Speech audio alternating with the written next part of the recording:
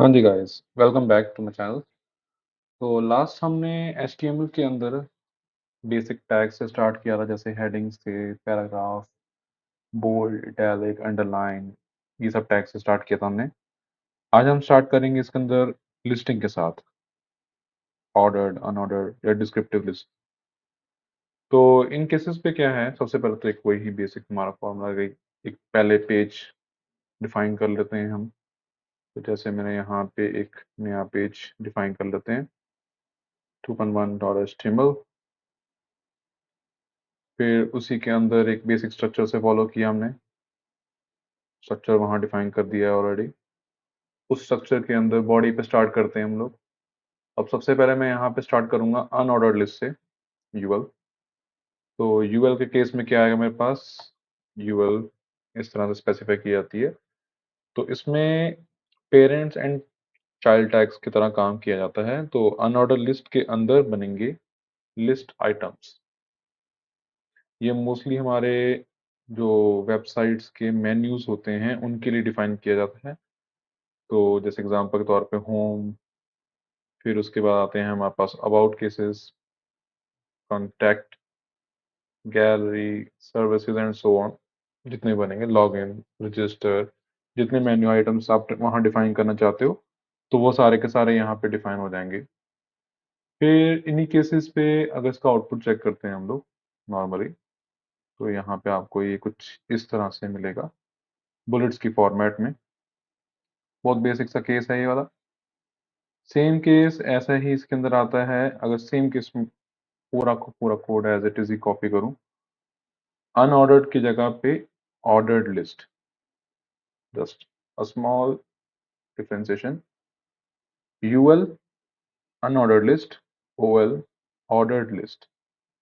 अब इनके केस में क्या होगा, मेरे पास ऑर्डर्ड लिस्ट में पूरी की पूरी लिस्ट जो है मुझे वो इस तरह से शुरू हो जाएगी, न्यूमेरिकल फॉर्मेट्स के अंदर। उन्हीं फॉर्मेट्स को हम जैसे चाहें एट्रीब्यूट्स लगा के उसमें ऑप्शंस क्रिएट कर सकते हैं, वो हमारी मर्जी है। जैसे एग्जांपल, रिवर्सिंग करना मुझे, अगर अगर पूरी की पूरी लिस्ट मुझे रिवर्स फॉर्मेट में चाहिए, तो वो भी हम यहाँ पे यूज कर सकते हैं। तो उसके लिए हमें सिर्फ एक एट्रीब्यूट मेंशन करना पड़ेगा इसके अंदर, रिवर्स, सिंपल, सेव किया, आउटपुट चेक किया, तो काउंटिंग पूरी की पूरी यहाँ पे रिवर्स में आनी शुरू हो जाएगी, एज यू कैन सी। ठीक है। उसी केस में अगर मुझे चाहिए कि हम स्पेसिफिकली एक नंबर से स्टार्ट करना चाहते हैं, इस तरह नहीं मतलब चाहते कि स्टार्टिंग हमेशा 1 से ही की जाए, ठीक है, तो स्टार्ट मैं किसी एक स्पेसिफिक नंबर से करना चाहता हूँ, तो मैं यहाँ पे इसकी प्रॉपर्टी मेंशन करवा दूंगा, एक और नया एट्रीब्यूट ऐड हुआ है इसके अंदर, स्टार्ट। ठीक है। जैसे एग्जांपल मैंने यहाँ पे दे देता हूँ 5 अभी के लिए, आप कोई भी नंबर ले सकते हो उसमें। तो स्टार्टिंग 5 से हुई, 5, 6, 7, 8 एंड सो ऑन, जितनी भी लिस्ट बनती जाएगी उसके अकॉर्डिंगली यहाँ मेंशन हो जाएगा उसका।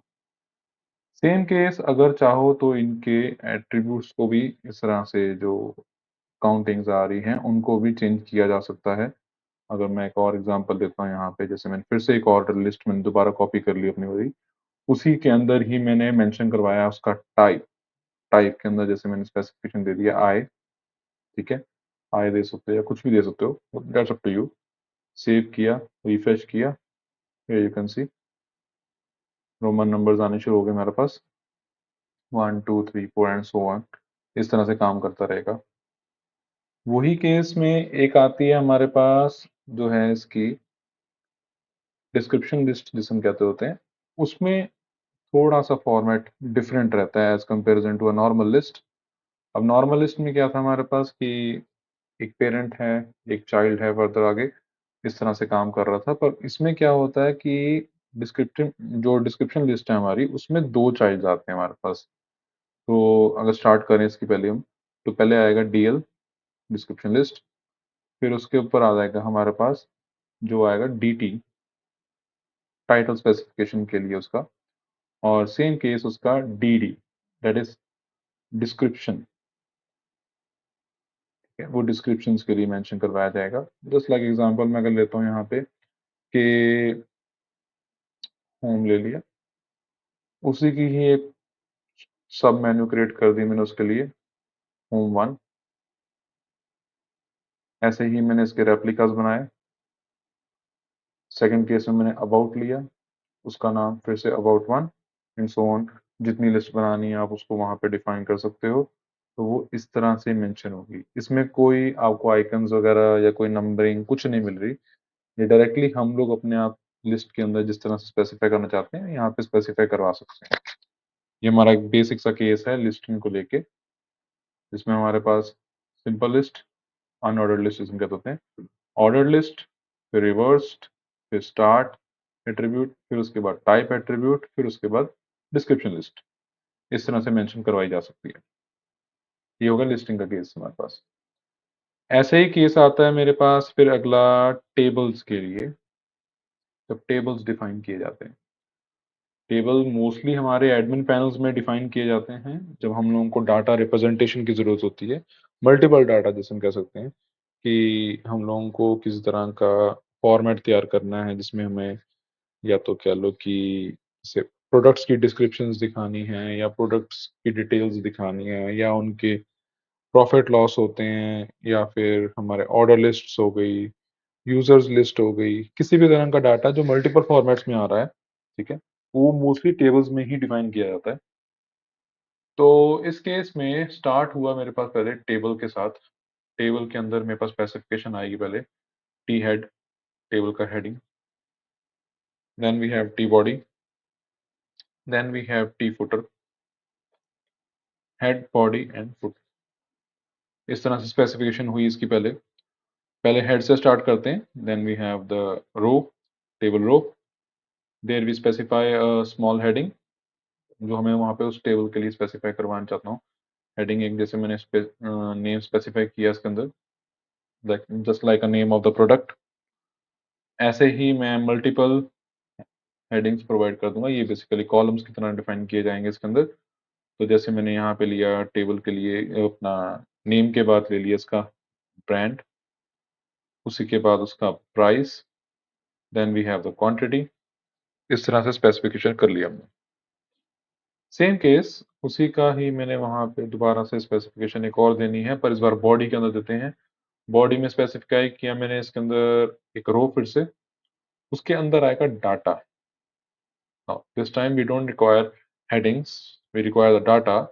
तो उस डाटा के लिए मैंने स्पेसिफाई किया जस्ट लाइक एप्पल, तो brand not applicable obviously, price 200 rupees and the quantity we have right now is 50। ठीक, केजी आप केजी मेंशन करवा सकते हो, एनी हाउ जो तुम्हारा मन करे उसके ऊपर। इसी का ही अगर मल्टीपल डाटा जैसे मैंने बोला था स्टार्टिंग में ही, तो एक और रो क्रिएट किएगी। जहां रो खत्म हो रही थी, यहाँ पे रो खत्म होने के बाद एक नया रो क्रिएट किया गया, उसी के अंदर एक और डाटा। मेक श्योर जितने कॉलम्स ऊपर मेंशन किए हैं उतने ही नीचे भी मेंशन करवा देना, ठीक है, इसमें मिक्स मत कर देना कोई भी। जैसे मैंने एग्जांपल कोई भी एक टी शर्ट ले लेता हूँ, उस टी शर्ट के अंदर कोई भी एक एबीसी नाम का ब्रांड हो गया, उस टी शर्ट की प्राइसिंग हो गई, उस टी शर्ट की क्वांटिटी हो गई मेरे पास। फिर से मैंने सेम डाटा वहां पर रिप्रेजेंटेशन के फॉर्मेट में लाके खड़ा कर दिया। अब इसी केस में फुटर सेक्शन आ गया मेरे पास। फुटर सेक्शन में मोस्टली तो हम लोग जैसे क्या होगा कि ग्रैंड टोटल हो गया, कि प्रॉफिट्स हो गए, लॉस हो गए, या हमारे पास कितना टोटल अमाउंट्स आ रही हैं, हम वो मेंशन करवाते होते हैं।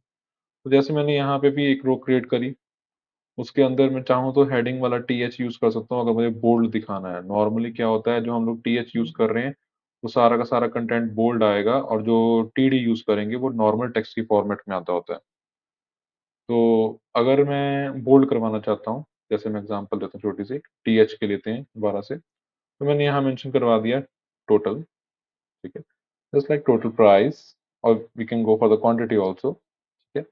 और उसी का ही मैंने एक रेप्लिका बना दिया जिसमें मैं मेंशन करवाऊंगा उसका एक्चुअल, जैसे कह लो कि टोटल प्राइस की इतना स्टॉक पड़ा है मेरे पास इसके अंदर। तो मैं अभी के लिए जैसे अप्रॉक्स 25,000 बोल देता हूँ, 25,000।